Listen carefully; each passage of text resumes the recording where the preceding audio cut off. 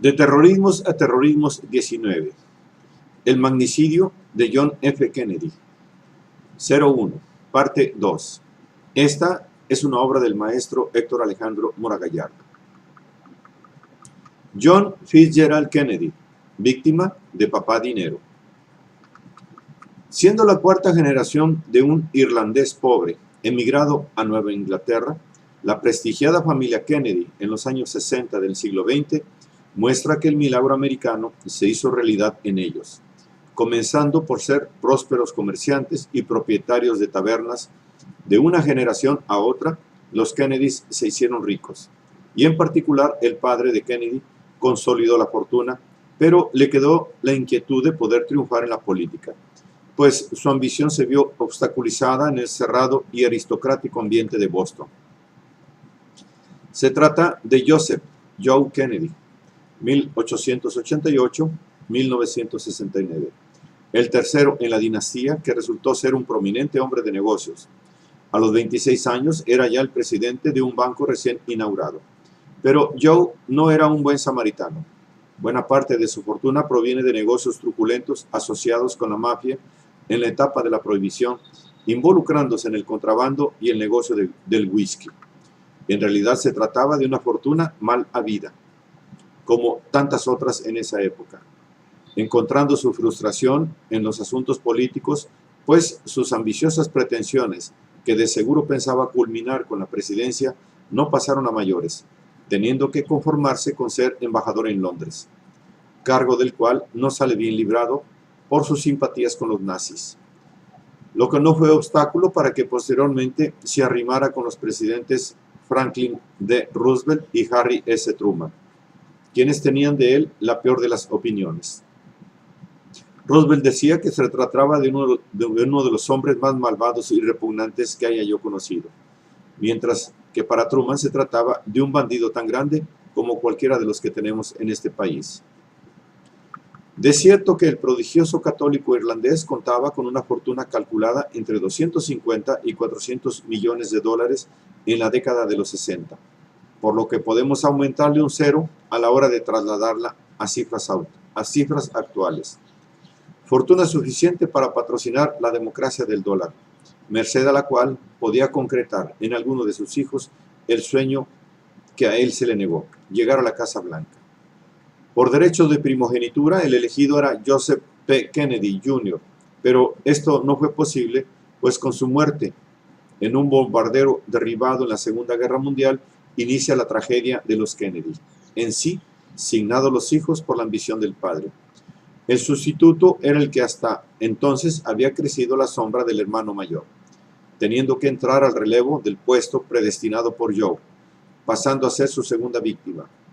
El propio Jack, así lo percibió. Viéndolo caminar solitario y meditabundo por el patio de la casa, comentó con un amigo: «Dios nos guarde, ahí viene el viejo calculando sus próximos movimientos. Ya sabes, me incluyen a mí. Es mi turno y voy a tener que actuar». Lo sabía y no lo podía evitar. Su padre tenía para con él un proyecto.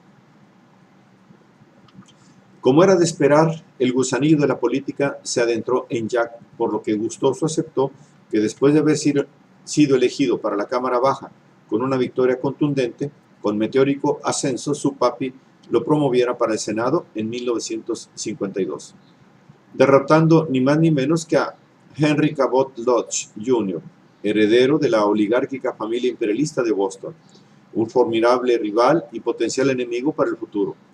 Pero la máquina de hacer política en que se había convertido la familia Kennedy, contando con los dólares del padre y los aliados adecuados, era capaz de convertir a Jack en senador y más. Una frase dicha por el viejo lo resume todo: «Con lo que he gastado hubiera podido hacer que se eligiera mi chofer». El proyecto seguía adelante. «Tengo un proyecto contigo y es el de llevarte a la presidencia. Y todo lo tengo bien pensado. Sé que con tener de nuestra parte 20 tipos claves de los que controlan la convención, tu nominación como candidato para la presidencia como demócrata estará en nuestras manos. Las puertas de la Casa Blanca estaban abiertas para ti. La democracia del dólar en todo su esplendor. A Jack había que venderlo como a una pastilla de jabón de baño. el pato Purific, en la época del consumismo ascendente. Se trataba de que Superman iría al supermercado. El paso arrollador de Kennedy por las cámaras culmina con la presidencia. Los informes indican que el viejo Joe pactó con sus amigos mafiosos Sam Giancana, Jim Hoffa, y que el propio John le pidió a Giancana ayuda y dinero para la campaña. Desde la elección primaria al interior del Partido Demócrata, el juego fue sucio. Su contrincante era un veterano demócrata de tendencia derechista, el tejano Lyndon Baines Johnson, político de amplia trayectoria que pensaba coronar con la presidencia, pasando por sobre ese señorito. En campaña, ambos bandos se dieron con todo. La animadversión fue más allá de la que era de esperar en una disputa intrapartidista. El mismo Robert Kennedy así lo constató. Johnson, junto con su socio Connally, llamaron nazi a mi padre, dirigiéndose a un principal de Johnson. Ustedes están haciendo una hedionda campaña por la que algún día tendrán su merecido. Siendo el caso de que los Kennedy y Johnson se detestaban mutuamente, resentido quedó el tejano por haber perdido con un novato. Muy extraño es que los Kennedy lo hayan puesto de vicepresidente, lo que se explica por la anticipación del director del FBI, J. Edgar Hoover. Un auténtico espécimen negativo de la democracia ejemplar del mundo por más de 50 años en la dirección de la Policía Nacional. Un chantajista descarado que se mantenía en el poder extorsionando a los funcionarios principales y siendo a su vez él mismo chantajeado por la mafia que sabía que era un homosexual trasvestido, lo que explica la fuerza de la mafia en la sociedad estadounidense durante décadas, pues el FBI, bajo sus órdenes, en realidad nunca los combatió, pudiendo sí mantenerse durante la administración Kennedy practicando su deporte preferido, más chantajes, pues conocía los nexos del viejo Joe con la mafia. Él mismo los trataba y admiraba. Pero más amigo era de Lyndon B. Johnson. Mientras que a Jack le conocía sus amoríos extramaritales con mujeres ligadas a la mafia e incluso con un espía nazi. Eso explica que actuara en favor de Johnson y obligara a los Kennedy a incluirlo como vicepresidente a pesar de que lo aborrecían, como despreciaban a Hoover. Pero nada pudieron hacer para evitarlo. El chantajista los tenía en sus manos y no les quedó de otra sino mantenerlo como director del FBI para así marchar juntos, pero divididos, hacia la elección presidencial contra el republicano Richard Nixon. Incluso en una versión más apegada a cuidar las apariencias, se cuenta que a regañadientes los Kennedy tuvieron que aceptar a Johnson. En las elecciones presidenciales, la maquinaria Kennedy no hizo sino incrementar las prácticas que habían hecho de John Fitzgerald, un político invencible. Hoy se sabe que gastaron en la campaña como nadie había gastado en la historia política de Estados Unidos, incluyéndose pagos directos a funcionarios estatales y locales. En el estado de Virginia Occidental se concertó parte de la compra de votos gracias a un acuerdo con el sheriff y o jefe regional que tenían el poder de manipular la elección. Se dice que Joe Kennedy se gastó cerca de $2 millones de los de 1960, dinero que era distribuido por el propio Bobby y Teddy Kennedy, y no conforme con eso, realizó un acuerdo con el capo de Chicago, Sam Giancana. Según se cuenta, el pacto se acordó en el despacho de uno de los jueces más respetados de Chicago. En total fueron 11 estados en que se registraron acusaciones de fraude. Lo cierto es que los Kennedy iban quedando en una posición comprometida, por un lado apoyados por la mafia y con un padre cuyo pasado los involucraba con ella.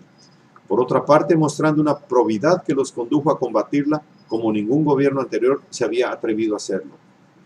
Hoover declaró en privado que la elección presidencial había sido fraudulenta y que Kennedy no era el presidente legítimo.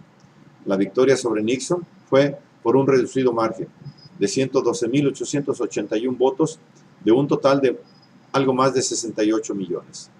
La votación en Illinois fue decisiva, dándole en la madrugada el triunfo a Kennedy. Y si la mafia había colaborado, posteriormente podrán echarles en cara a los Kennedy su traición, cuando fueron perseguidos por Bobby en su condición de ser procurador general. Un presidente rodeado de enemigos. Distintas confrontaciones con los grupos de poder al interior de la nación fueron rodeando a Kennedy de enemigos. Su política progresista y su sincero propósito por mejorar las condiciones de vida del pueblo norteamericano lo conducen a chocar contra los intereses del gran capital. Este fue el caso de la disputa en contra del poderoso Trust del Acero. Procediendo con cautela, Kennedy procuró mantener el nivel de precios pretendiendo controlar la inflación. Los obreros del acero actuaron de manera solidaria aceptando un contrato que congelaba sus salarios. Pero los magnates no pensaban igual. La Junta en la US Steel deciden elevar los precios de la tonelada en $6.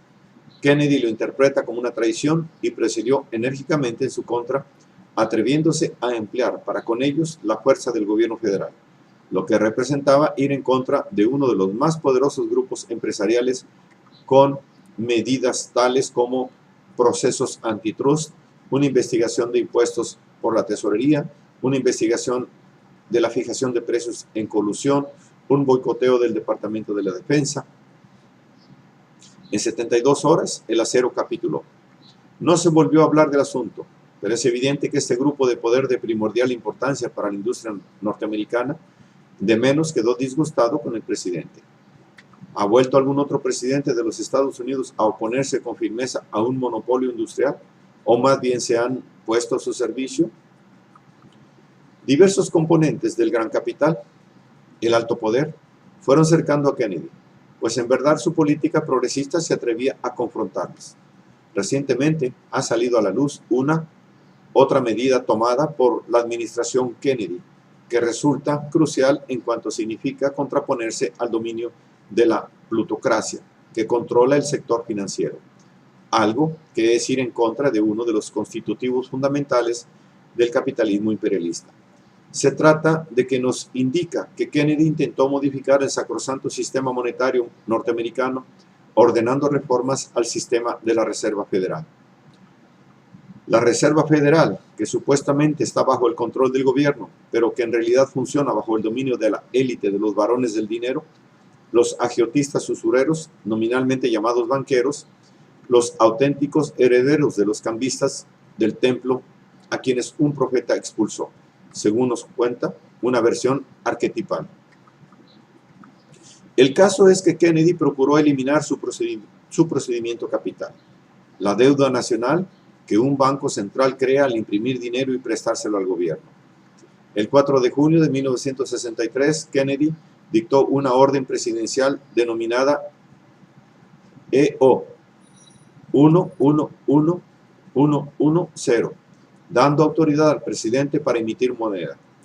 Luego ordenó al Tesoro de Estados Unidos que imprimiera $4,000 millones en billetes estadounidenses para reemplazar los de la Reserva Federal, suprimiendo así el mecanismo esencial que le otorga el poder a los banqueros internacionales sobre el gobierno de Estados Unidos y el público.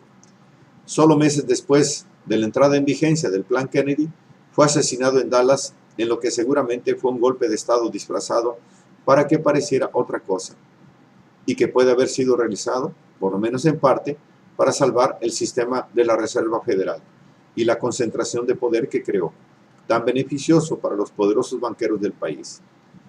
Los que se beneficiaban tenían buenos motivos para involucrarse en la conspiración para proteger el privilegio especial al que no estaban dispuestos a renunciar sin lucha. Es una explicación plausible que podría explicar quién puede haber estado tras el asesinato y por qué motivo. Sea cual sea la verdad, el cártel bancario solo se vio afligido por poco tiempo. Una vez que Lyndon Johnson se hizo cargo, rescindió la orden presidencial de Kennedy y restauró el antiguo poder del cártel. Lo ha mantenido desde entonces y ahora, por cierto, es más poderoso que nunca. Confabulación en la cúpula de la pirámide norteamericana, el alto poder que constituye el establishment procedió a eliminar a un presidente que osaba ir en su contra. Esta disposición gubernamental sería de similar peso a la intención de retirarse de Vietnam cuando la producción de armamento se había intensificado, destinada a incrementar la maldita guerra que causó la muerte de más de 2 millones de vietnamitas. Las aves de rapiña del complejo militar y los mercaderes del templo de Mamón tenían motivos para ir en contra de John. Post-scriptum, diciembre de 2013. El inicio de la tragedia.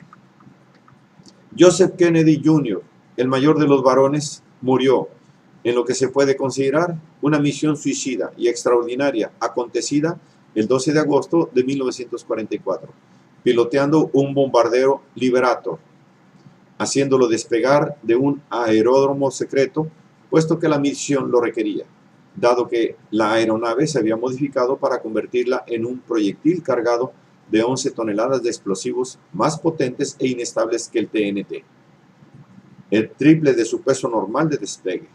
Y para mayor admiración se trataba de un avión teledirigido, guiado por un caza con capacidad de control remoto, teniendo por objetivo estrellarse contra una plataforma de lanzamiento de cohetes alemanes instalada en Normandía. Antes de iniciar el cruce del Canal de la Mancha, se suponía que Joseph debía saltar en paracaídas, pero el avión no logró cruzar el Canal de la Mancha y con Joseph a bordo, como se suele decir, voló en 1000 pedazos. Misión fallida. ¿Por qué? El hijo del ex embajador estadounidense en Londres, de tendencia filonazista, ¿le heredó al hijo alguna animadversión?